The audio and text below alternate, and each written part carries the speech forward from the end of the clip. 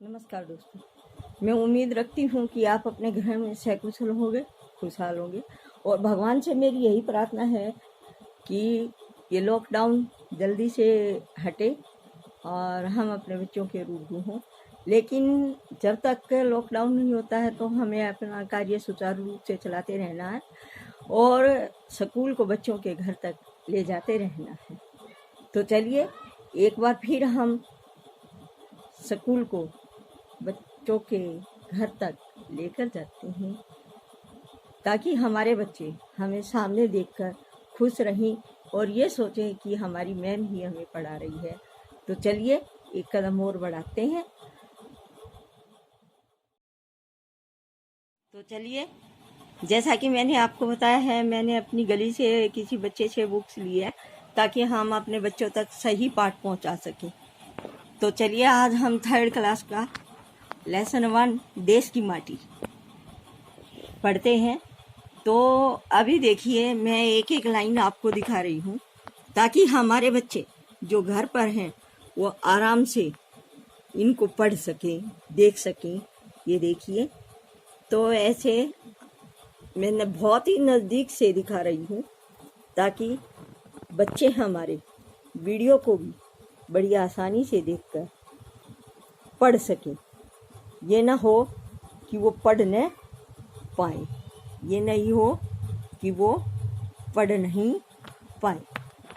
तो चलिए, पहला पाठ है हमारा देश की माटी। देश की माटी, देखिए जैसे हम बोलते हैं हमारे मन में देश के प्रति एक भावना जागती है कि हमारे देश की माटी जिसमें हम खेले हैं, घुटनों के बल चले हैं, पढ़े हैं और इसी माटी के द्वारा हम बड़े हुए हैं, क्योंकि इसी माटी के अंदर हमें जल और अन्न दोनों चीज़ें मिलती हैं जिनसे हमारा जीवन चलता है। और अगर मिट्टी नहीं होगी तो पौधे भी नहीं होंगे और पौधे नहीं होंगे तो हवा भी नहीं होगी। तो उसी के माटी भी हमारा एक जीवन का महत्वपूर्ण भाग है। महत्वपूर्ण क्या, सभी कुछ है, ये समझ लीजिए। तो चलिए अभी पढ़ते हैं, हम शुरुआत करते हैं। देश की माटी देश का जल, देश की माटी देश का जल, हवा देश की देश का फल, हवा देश की देश का फल, सरस बने प्रभु सरस बने, सरस बने प्रभु सरस बने। यानी कि देश की माटी, देश की हवा, हमारे देश की हवा और जो है सभी कुछ हमारे लिए धरती माँ हमें न्योछावर करी है। लेकिन यहाँ पर दिया गया है देश की माटी की, हमारे देश की मिट्टी, देश का जल, हमारे देश का पानी, देश की हवा, हमारे देश की हवा और देश के फल, और देश का ही हम फल खाते हैं। सरस बने प्रभु सरस बने, सरस मीन रसीला, सरस मीन रसीला, सभी चीज़ें हमारी रसीली बने, रसीली बने। तो हम आइए अगले पहरे पर आते हैं। देश के घर और देश के घाट, कि हमारे देश में घर हैं और देश के घाट, देश के वन और देश के बाट, कि हमारे देश के वन और हमारे देश के बाट, वन जंगल, सरल बने भाई सरल, सरस सरल बने भाई सरल बने, कि आसान बने आसान बने, सरल बने आसान बने। तो सरल बने भाई सरल बने, कि घर आसानी से बने, घाट भी, वन भी और देश के बाट भी। तो चलिए हम आगे बढ़ते हैं। देश के तन और देश के मन, देश के तन और देश के मन, देश के घर के भाई बहन, विमल बने प्रभु विमल बने। देश के तन और देश का मन और देश के घरों के भाई बहनों के सब के मन विमल बने, निर्मल बने, कोमल बने, सबसे मिलकर चलने वाले बने। तो ये हमारी कविता लिखी है गुरुदेव रविंद्रनाथ टैगोर जी ने।